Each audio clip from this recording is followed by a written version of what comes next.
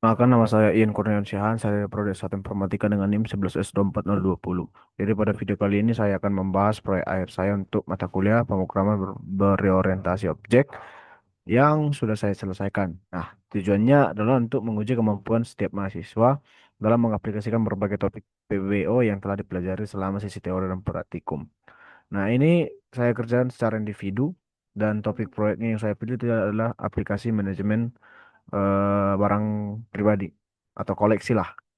Nah, jadi komponen yang dinilai adalah selain dari struktur yang clean, selain UI dan video, ada yaitu fitur tambah data, fitur ubah data, fitur ubah data gambar, fitur hapus data, fitur fitur tampilan daftar data, fitur tampilan detail data, fitur tampilan chart data, yang masing-masing bernilai 10. Oke, jadi untuk selanjutnya saya akan menjelaskannya menggunakan slide ya. Ya, oke. Personal Collection Management System yang akan saya presentasikan. Oke. Ya, jadi ini adalah sebuah sistem manajemen inventaris pribadi yang berbasis web yang saya rancang untuk membantu kita mengelola aset berharga dengan lebih rapi dan terorganisir. Terus untuk latar belakang dan masalahnya apa sih, Bang? Nah,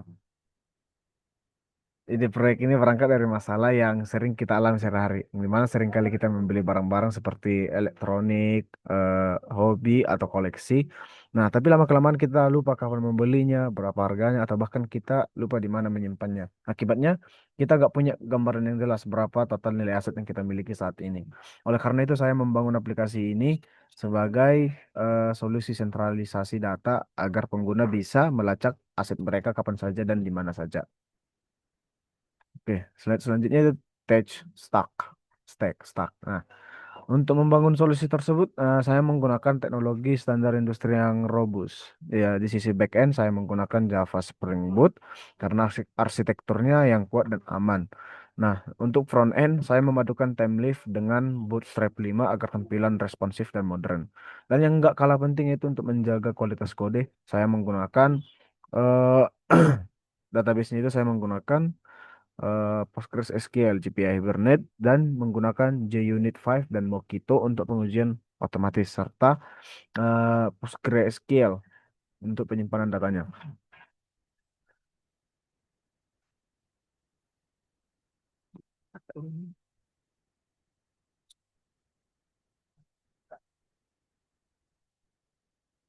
Oke. Fitur utamanya. Jadi aplikasi ini memiliki 5 fitur unggulan. Yang pertama itu keamanan, di mana setiap user memiliki akun pribadi yang terinkripsi.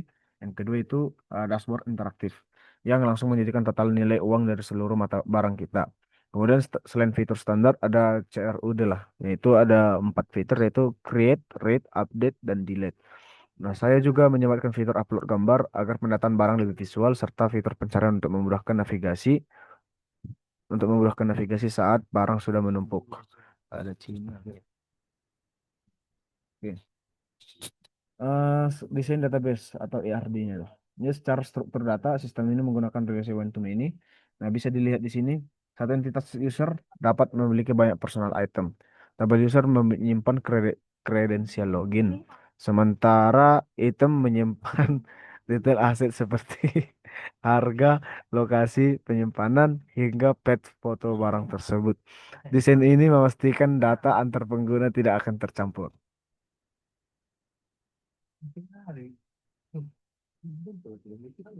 Nah, ada quality assurance. Nah, ini salah satu fokus utama saya dalam proyek ini adalah kualitas code.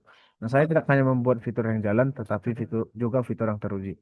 Saya telah melakukan unit testing ekstensif menggunakan Mockito. Tantangannya cukup besar ya. Jadi, terutama saat penguji validasi input dan exception handling. Namun hasilnya bisa dilihat pada report Jacoco di layar. Nanti saya akan tunjukkan. Nah, saya berhasil mencapai 100% code coverage pada layer controller dan service. Ini menjamin minimnya bug pada logika utama aplikasi. Implementasi code. Nah, dalam pengembangannya saya itu menerapkan arsitektur MVC, yaitu model view controller yang disiplin. Logic bisnis tidak saya taruh di controller, melainkan dipisah ke service layer agar lebih modular. Saya juga menerapkan custom custom interceptor, yaitu out interceptor dan session interceptor untuk memastikan tidak ada celah keamanan, sehingga sesi user yang belum login itu tidak bisa memaksa untuk masuk ke halaman dashboard melalui URL.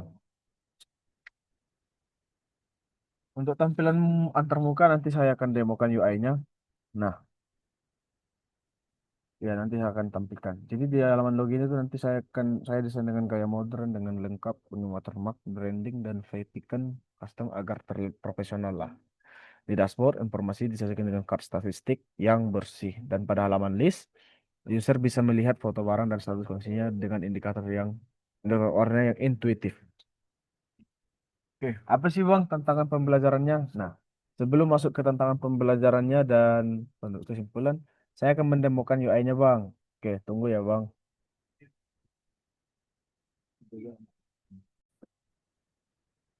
Nah, jadi aplikasinya gimana sih Bang? Nah, gini deh guys. Oke, mari kita lihat guys. Di sini terdapat arsitekturnya ada config, controller, DTO, entities, interceptor, repository, service, util, views. Gak mungkin lah aku jelaskan lagi kan? Aku jelaskan di video sebelumnya. Nah, ya karena code-nya itu gak jauh-jauh beda lah ya kan. Nah, sekarang saya demokan lah. Kita masuk ke mana ya? Sini aja, base HTML. Biar anak coding sedikit. Oke, kita tekan nvn clean. Kita buatlah dulu dari awal. Install. Kalau error nggak tahu juga aku. Sabar, ya. Sabar, guys.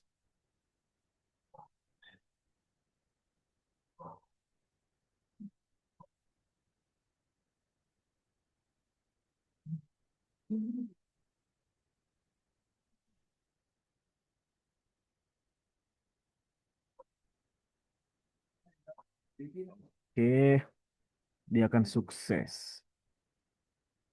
Oke, tadi ya. Ya, udah sukses. Setelah itu kita bukalah dulu target. Kita lihat site. Kita lihat Jakoko ya, indeks HTML. Oke, guys. Oke, guys. Ah, di sini udah kelihatan kan, guys. Udah 100% Nah, udahlah berarti udah berhasil lah semua. Oke, sekarang kita tekan npm Spring Boot Run. Sinilah kita mendemokan aplikasinya.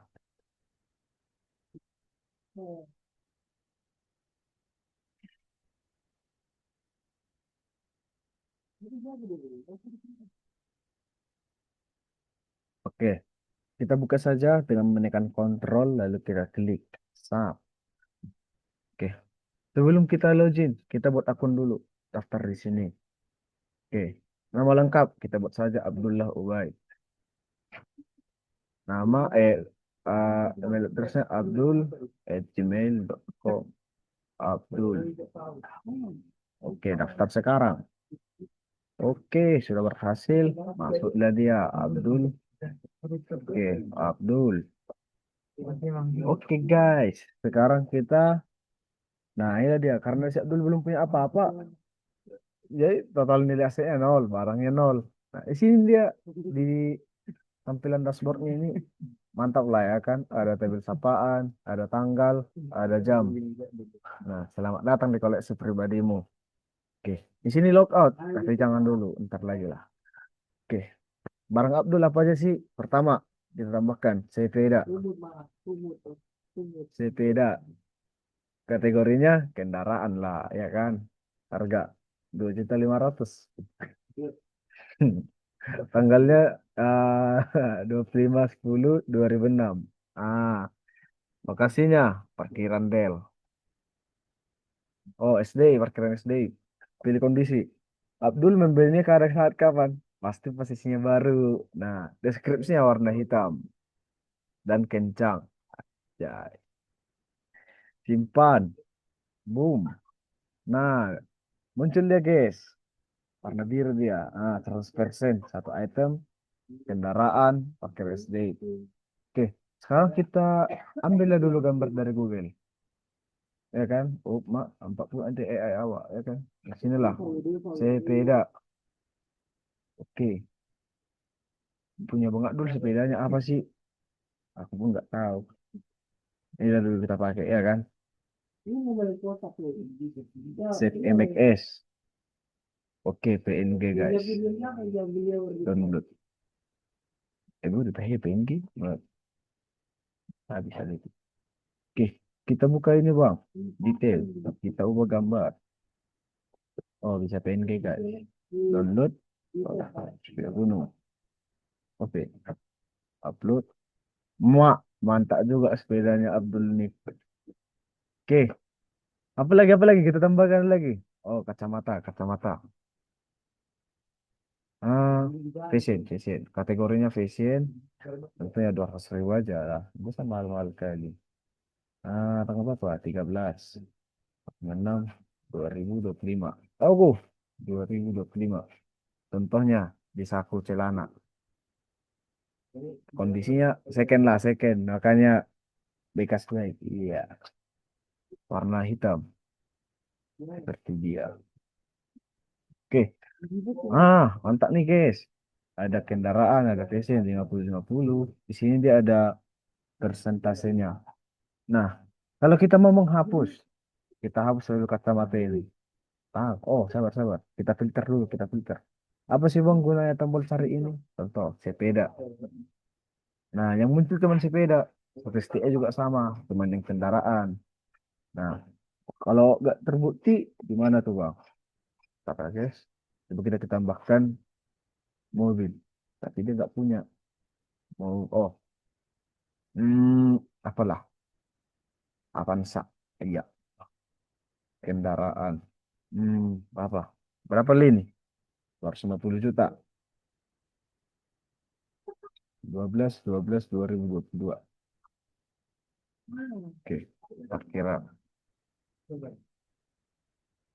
Ini kita kasih second. Tekan dua. Tekan warna kuning. Buset, atau warna kuning cash.